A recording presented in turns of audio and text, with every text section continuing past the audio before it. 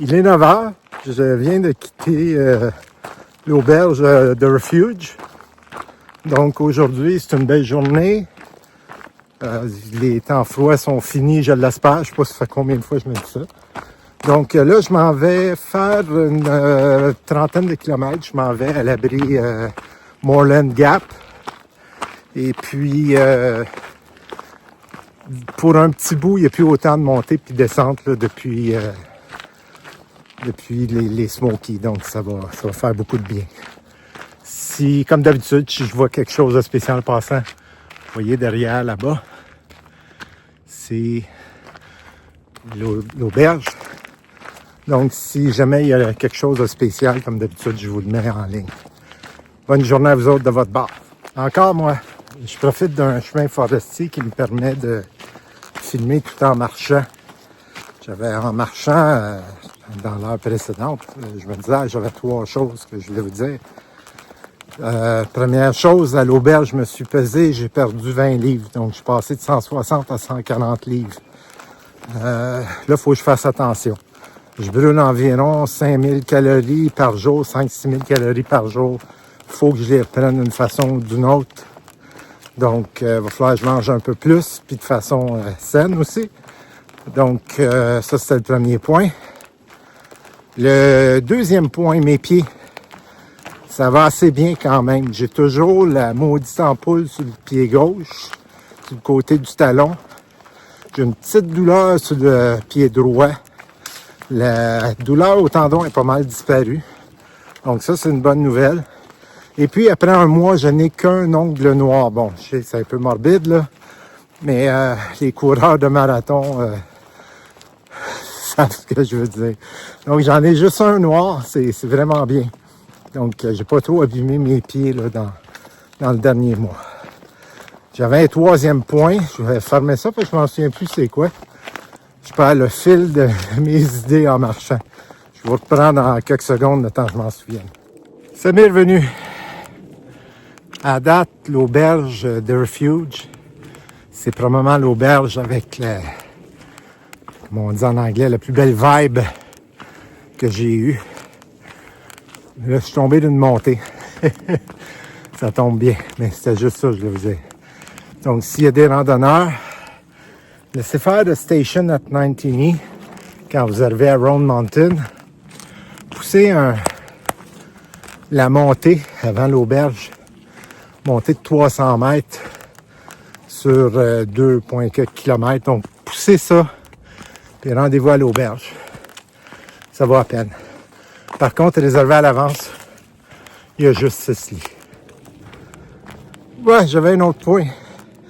S'il y en a qui font la rando avec une montre Garmin, puis Garmin Express InReach Mini ou quoi que ce soit, les cartes de Garmin, là, sont pas tout le temps exactes.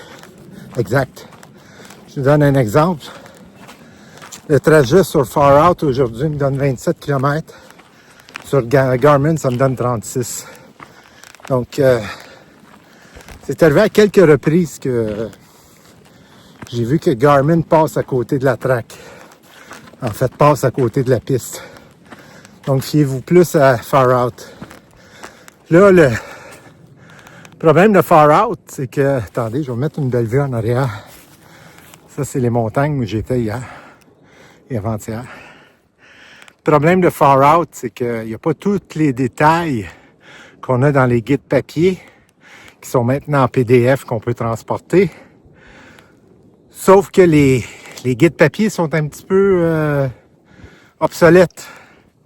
Donc, on peut se fier un petit peu plus aux randonneurs qu'on rencontre. Souvent, qui en savent plus sur où sont les bons refuges, les bons campings. Et surtout, les propriétaires d'auberges qui vont vous conseiller où aller. Donc, c'est juste... ça, c'était la minute guide de rando technique sur quel guide utiliser. Tiens, je mets la montagne un petit peu plus, là. Guide de rando technique, quel guide utiliser en rando. Bon, je vais reprendre mon souffle, je repars. J'avais une petite montée, là. Puis j'ai le ventre plein de mon déjeuner, donc je repars. À plus. Ce segment s'adresse à la famille du Nouveau-Brunswick de Edmundston. Je ne sais pas si vous connaissez ça, des soucis à Edmundston, mais je viens de rencontrer 3 dames locales qui se promènent en rando. Et une d'elles, sa mère vient de Edmundston et c'était une souci. Donc, c'est assez bizarre que tu rencontres quelqu'un de cette région-là qui vient s'installer dans le Tennessee. Mais c'est ça. Le monde est petit. C'est une scène assez familiale. Là. Ça fait depuis ce matin que je marche. Et puis, ben là, je suis où Hélène a fortement frappé. Mais on me dit que ça va être comme ça pour les prochains 100-150 km. Donc, dans les prochaines vidéos, je pas que je veux pas y porter attention, mais je veux pas que ça devienne répétitif, là, que vous voyez, si vous regardez dans la vallée au loin, là, un petit peu, vous voyez, tous les arbres sont couchés. Donc, il y a énormément d'arbres couchés à cause de Hélène. Donc, ce que je disais, c'est que dans les prochains jours, 100-150 km, donc, il reste 5 jours environ. 5-6 jours, ben, je vous ferai pas part constamment des dommages suite à Hélène et du sentier qui a été déblayé des arbres. On voit Jones Falls. C'était un petit sentier qui se rendait jusque-là que je voulais faire pour aller voir les chutes.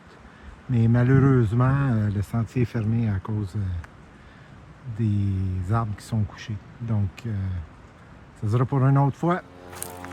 Ce que vous entendez, puis ce que vous allez voir en avant, c'est la 3e équipe de volontaires qui s'occupent de la piste, qui sont en train de couper les arbres, parce qu'il en tombe encore. C'est vrai que le sol a été affaibli, ou les arbres ont été affaiblis. Donc, vous voyez qu'ils travaillent là-dessus.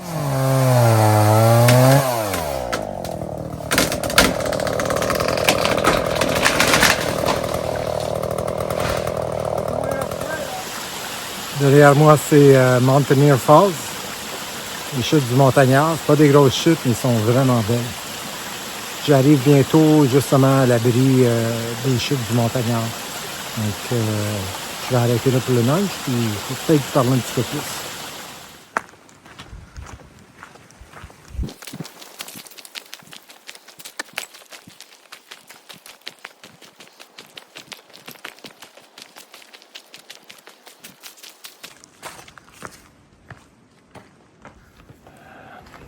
Bonjour, je suis à l'abri du Montagnard. Ça va être mon repas aujourd'hui. Salade de thon, tortillas. J'ai choisi ça, c'était le plus pesant que j'avais dans mon sac. Comme ça qu'on fonctionne.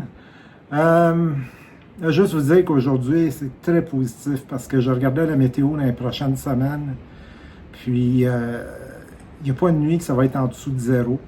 Ben, même si ça tombe en dessous de 0, c'est pas si pire, ça pas du -7. Puis le jour, ben, ça me permet de prendre une petite pause comme ça, qui me permet de récupérer puis de bien manger, de pas manger sur le pouce comme j'ai fait dans les 5 derniers jours, ben, depuis que j'ai quitté Hot Springs. Donc, j'espère au moins ne pas perdre plus de poids puis de ne pas être plus fatigué. Là, j'ai fait la moitié du trajet, il est 12h30. Je me rends à l'abri que je mentionnais tantôt, là, je me souviens plus du nom. Je vis tellement dans le moment présent à regarder chacun de mes pas que des fois j'ai oublié où je m'en vais. Je m'en vais vers le nord. En quelque part, je m'en vais vers le nord. Demain soir, j'ai décidé de coucher à Boots Off Hostel, qui est juste sur le bord du lac Watoga. Watoga, je n'ai pas regardé ce que ça veut dire. Je vais regarder, puis je vous le dirai plus tard. Il annonce de la pluie dans la nuit, donc ça tombe bien. Le matin, s'il pleut encore, ça ne me dérange pas de partir sous la pluie. Puis ensuite, je vais pousser un 3-4 jours vers Damascus et mon plan, c'est de prendre un 0 à Damascus. Donc, dans environ 4-5 jours, je devrais être à 1 plus 3, 4, ouais. 4-5 jours, je devrais être à Damascus. Alors aujourd'hui, la vidéo va être plus longue parce que j'ai parlé beaucoup. Je me sens beaucoup mieux. La météo est géniale. Il fait autour de 15 degrés, donc c'est le temps idéal pour marcher. C'est beau, pas trop de vent, C'est très sec par contre. Il y a un avis de ne pas faire de feu. C'est très très sec la forêt. L'air est sec, on le sent. Donc, je vous laisse là-dessus. Ça a l'air que j'ai souvent sur ça. Bien, sur ça, je vous laisse là-dessus. Ah oui, un dernier point. Merci beaucoup les voisins pour la vidéo que vous m'avez envoyée. Ça fait depuis que Félix est parti, ça fait depuis le jour 21, ça fait 12 jours, je suis tout seul là. Ça fait du bien, ça fait chaud au cœur. Merci beaucoup. J'ai bien hâte de vous voir pour un repas de voisins. Donc, à la prochaine. Ça ressemble à ça depuis environ 3 heures de marche, c'est-à-dire passer d'une forêt de rhododendron à des arbres abattus. Ah, en avant, ils ne sont pas abattus, mais bon. Donc, c'est assez répétitif pour aujourd'hui, mais je ne fais pas ça de façon négative. Ça permet de plonger dans ses pensées. Il y a un banc ici. C'est pour cette vue-là. J'arrive à Moreland Gap, donc la journée était excellente. Très belle journée, j'ai marché, je pense, 9 heures. Ben, j'ai fait 28 km. Je ne parlerai pas trop longtemps, il y a déjà du monde à Moreland Gap. Donc, je vous disais, c'est une très belle journée. Puis demain, je me rends au Barefoot Hostel. Donc, bonne journée.